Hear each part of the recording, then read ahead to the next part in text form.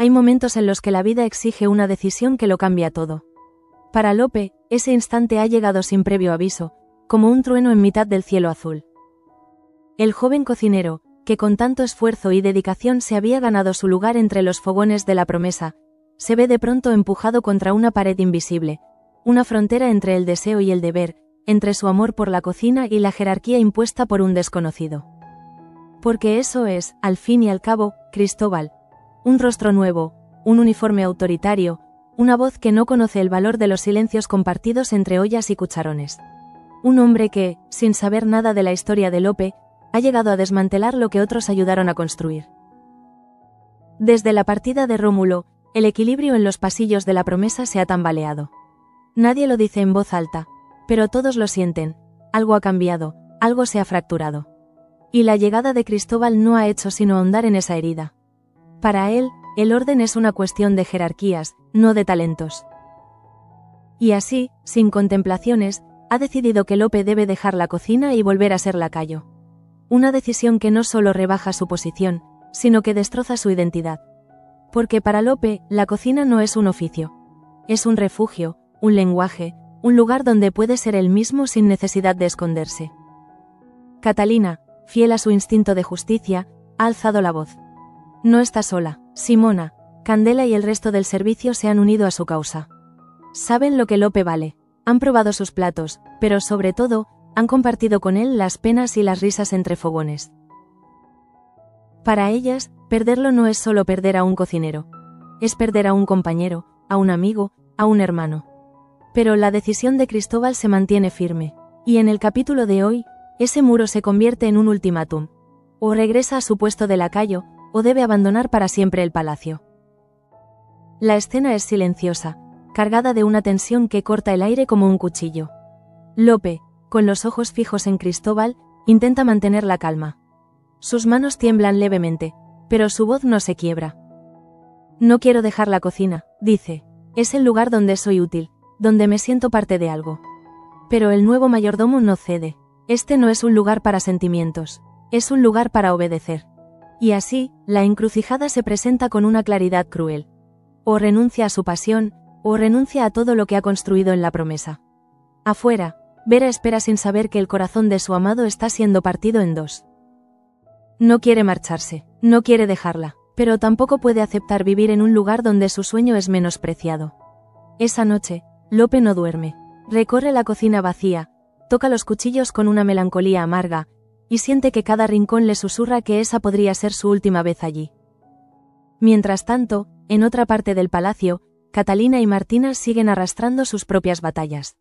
La tensión entre ambas ha alcanzado un punto álgido, y Alonso, cansado de los susurros y las miradas evitadas, decide intervenir. No lo hace con gritos ni amenazas, lo hace con la serenidad de quien ha vivido demasiado y ha aprendido que la paz no se impone, se construye.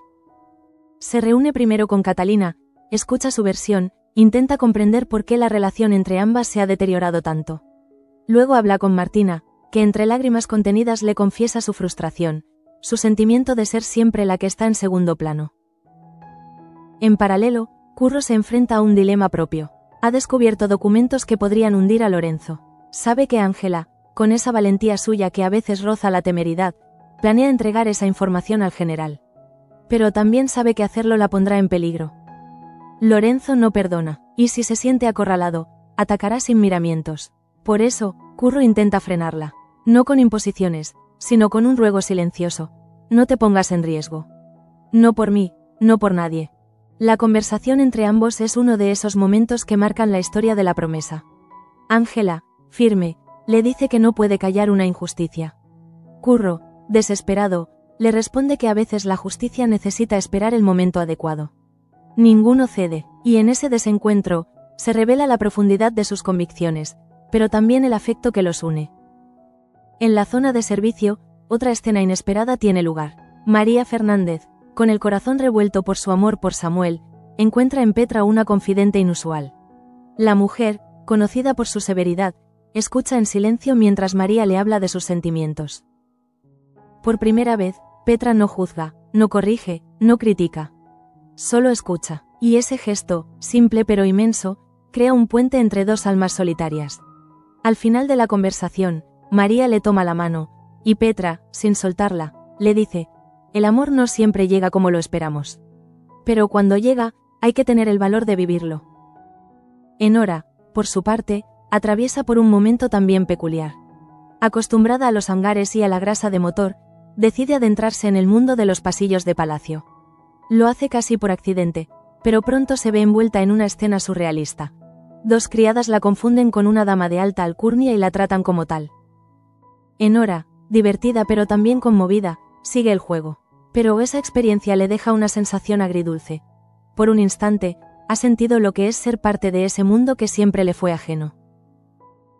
Y así, el capítulo avanza, cargado de decisiones, de silencios elocuentes, de miradas que dicen más que 1000 palabras. La promesa se convierte en un escenario de emociones contenidas, de batallas internas, de futuros inciertos. Pero todo converge en una imagen. Lope, al final del día, de pie frente a la puerta de la cocina, con una carta en la mano. Una carta dirigida a Cristóbal. Una decisión tomada, una vida a punto de cambiar para siempre. Justo en ese momento, mientras el peso de la decisión amenaza con hundirlo, Lope entra en la despensa.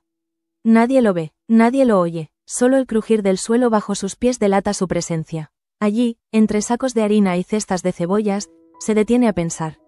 Mira la carta, la dobla, la vuelve a abrir. En ese papel, unas líneas sencillas pero definitivas: no acepto el cambio. Amo la cocina, si no se me permite seguir en ella, renuncio a la promesa. La tinta parece temblar como sus dedos. Pero no hay tachaduras, no hay dudas, solo una tristeza que le nubla la vista. Entonces aparece Simona, en silencio, como si el alma la hubiera llevado directamente a ese rincón. Se sienta junto a él. No le pregunta nada, solo pone una mano sobre su hombro. Y ese gesto basta. Porque Lope se permite llorar, no de rabia, sino de pérdida. Sabe que hay decisiones que uno toma porque son justas, no porque sean fáciles. Y renunciar a su lugar, a su rutina, a sus sueños entre cucharones y especias, es una forma de morir en vida. Candela se une poco después, luego María, luego incluso Mauro, que normalmente evita los dramas del personal. Uno a uno, todos aparecen. Nadie lo ha dicho en voz alta, pero todos han sentido que Lope necesitaba compañía. Y ahí están, no para convencerlo de que se quede, sino para recordarle que no está solo, que su paso por la promesa ha dejado huella. Esa misma noche, Vera se entera, no por él, sino por Petra, que lo menciona sin querer mientras habla con María. La joven, con el alma estrujada, sale corriendo al jardín, donde lo encuentra sentado, mirando la luna. ¿Es cierto?, le pregunta, apenas respirando. Él no responde, solo asiente, sin mirarla. Pero cuando ella se acerca, le toma el rostro con ambas manos y le susurra: si te vas, me rompes. Pero si te quedas y te rompes tú, tampoco podré seguir. Esa frase, dicha con una temblorosa ternura, marca un antes y un después. Lope la abraza, pero no promete quedarse, porque aún no sabe si tiene fuerza para resistir, no frente a Cristóbal, sino frente al propio dolor de saberse despreciado por alguien que no entiende su pasión. Sin embargo, ese abrazo sí deja algo claro. Si se va, no será por cobardía, sino por dignidad. Mientras tanto, en el despacho del marqués, Alonso observa a Cristóbal con una mezcla de inquietud y decepción. Ha leído la carta de Lope, ha escuchado las quejas del servicio, y, aunque intenta ser imparcial, algo dentro de él le dice que ha sido un error nombrar a ese hombre como mayordomo.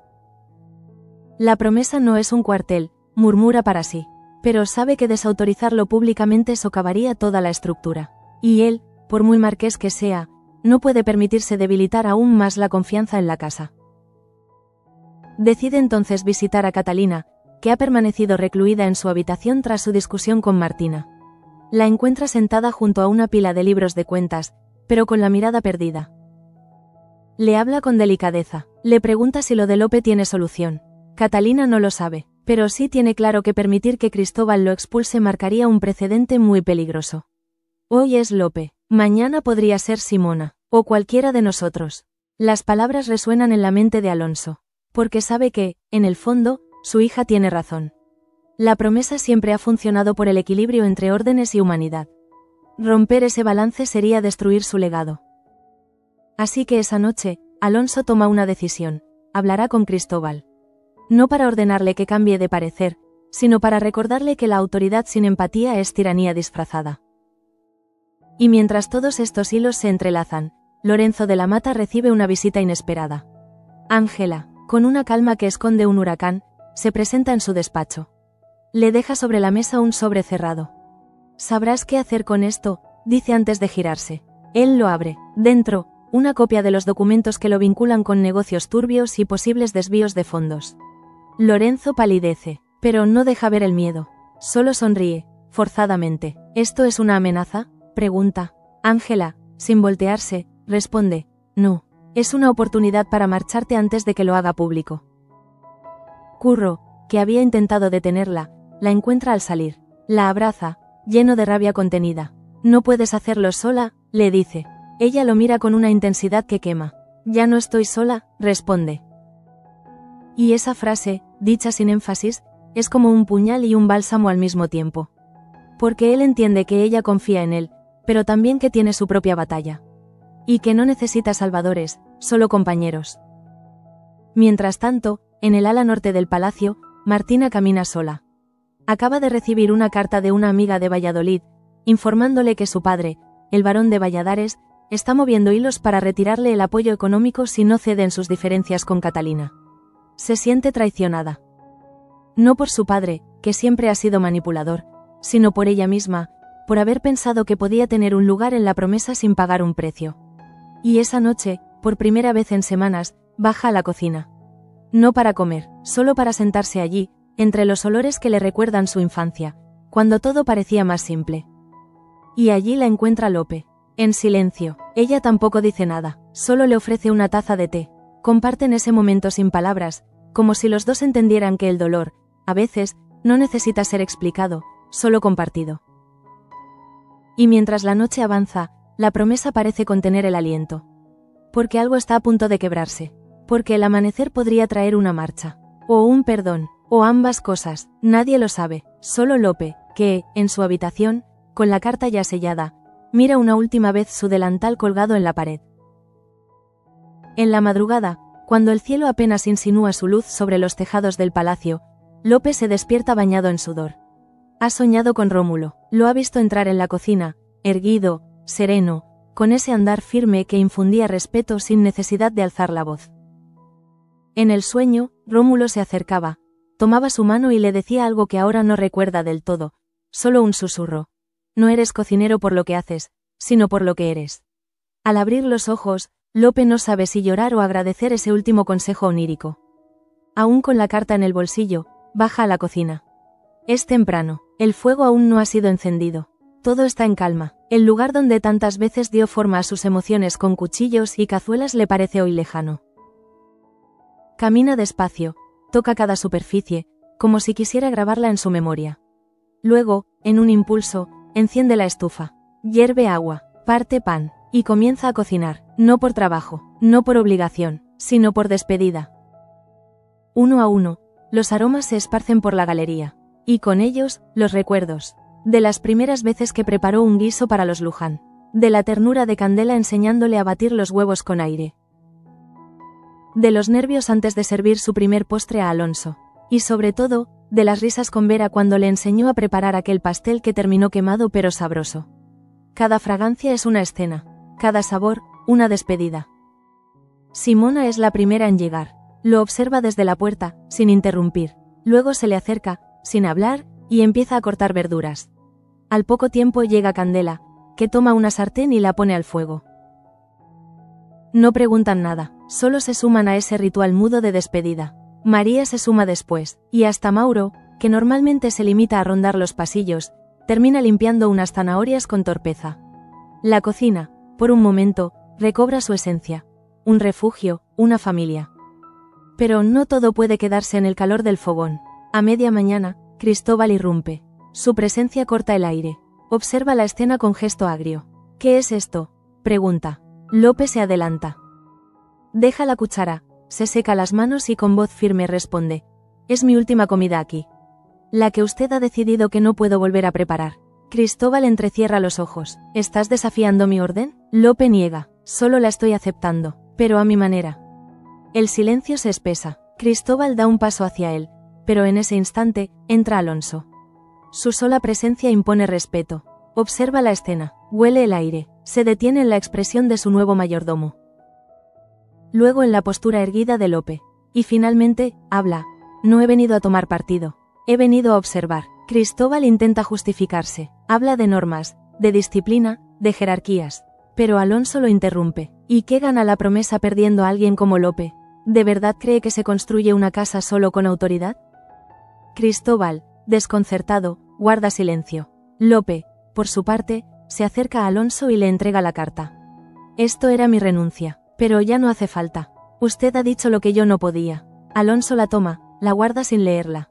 Luego mira a Cristóbal. No se equivoque, mayordomo. Aquí mandamos nosotros, sí, pero también escuchamos. Y cuando alguien como Catalina, como Simona, como Candela, defienden a alguien, es por algo. No ignore esa sabiduría. Apréndala. Cristóbal asiente, forzado, y se marcha. No dice más, pero su derrota queda clara. Y con ella, el aire se aligera. No del todo, pero lo suficiente. En la tarde, Vera se encuentra con Lope en el jardín. Él la espera con una cesta de picnic y 2 platos aún calientes. Comen en silencio, luego él le toma la mano. Iba a marcharme, le dice. Pero ahora sé que no me lo habrías impedido.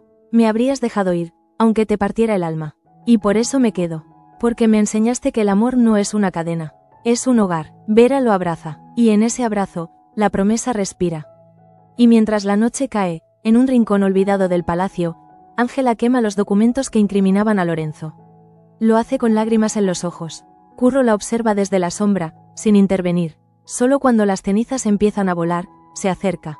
¿Por qué?, pregunta. Ella lo mira. Porque la justicia vendrá, pero no a costa de mi vida. Él asiente, y la toma de la mano. Enora, por su parte, regresa al hangar. Lleva consigo una flor que una de las criadas le regaló en la cocina. La coloca sobre su escritorio. Y sonríe, porque por un instante, se sintió otra. Y entendió que incluso los extraños, en la promesa, pueden encontrar un rincón donde pertenecer. La madrugada siguiente, un rumor suave recorre la promesa como un viento contenido. Lope no se marcha. La noticia, primero susurrada entre los pasillos de servicio, se propaga con velocidad emocional. No es solo una decisión práctica, ni una simple rectificación de autoridad. Es un símbolo, una victoria del alma sobre el protocolo, una muestra de que incluso en un entorno donde las normas pesan más que las personas, aún hay espacio para escuchar el corazón. Simona no puede evitar sonreír cuando lo ve entrar esa mañana con su delantal impecable. «¿Todo en orden, chef?», le pregunta con una mezcla de ironía y ternura. Lope la mira y asiente, no con orgullo, sino con agradecimiento. «Gracias por quedarte cuando yo ya me había ido por dentro». Candela, que corta pan cerca del horno, finge estar ocupada, pero también contiene una lágrima. Porque la cocina ha recuperado algo más que un cocinero, ha recuperado su alma. Pero el día no trae solo buenas nuevas. A media mañana, Petra, que ha observado todos los movimientos con su habitual reserva, se encuentra con María en la despensa. «Samuel ha preguntado por ti», le dice con voz neutra. María baja la vista. «Ya no espero nada de él». Petra la mira un instante. Luego, en un gesto tan raro como sincero, le pasa un pañuelo. Entonces empieza a esperarlo todo de ti. María, que no está acostumbrada a recibir ternura de esa mujer, la observa con asombro. Petra, incómoda, se da la vuelta. Y deja de mirar así, que no soy ninguna sentimental.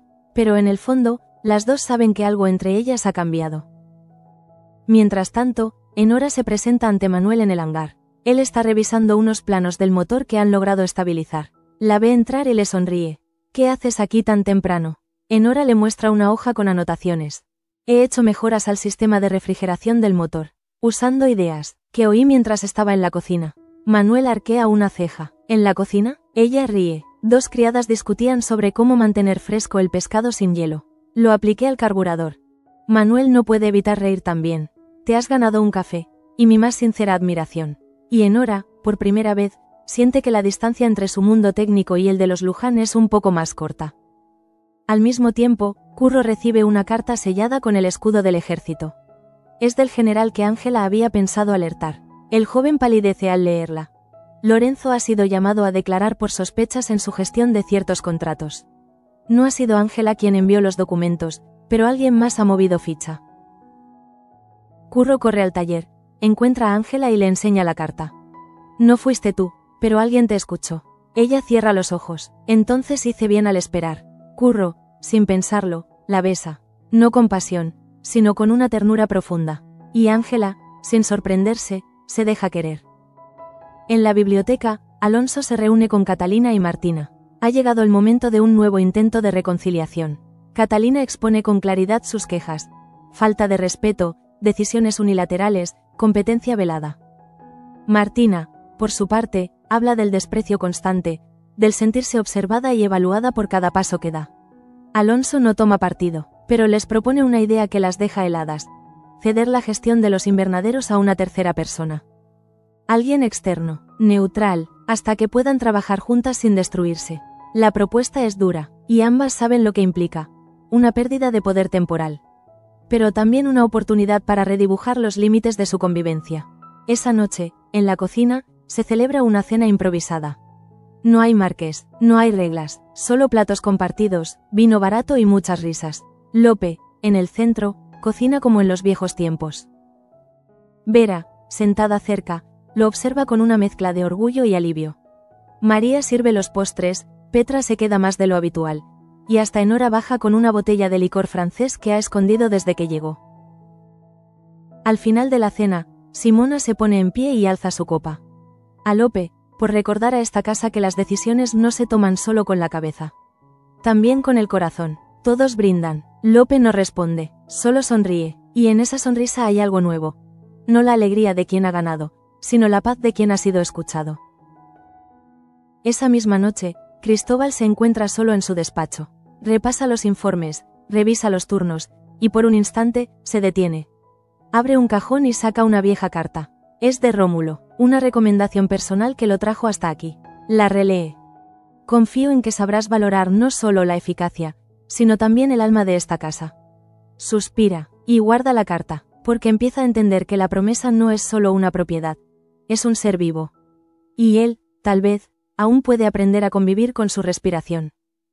Con la primera luz del amanecer, la promesa parece diferente, no porque sus muros hayan cambiado, ni porque sus pasillos sean otros, sino porque algo ha sido devuelto, el equilibrio emocional que tantos daban por perdido. En la cocina, Lope sirve el desayuno como si nunca se hubiera planteado dejarlo todo. Pero cada movimiento suyo tiene un peso nuevo, una calma recuperada. Es un hombre que ha elegido quedarse no por miedo, sino por convicción.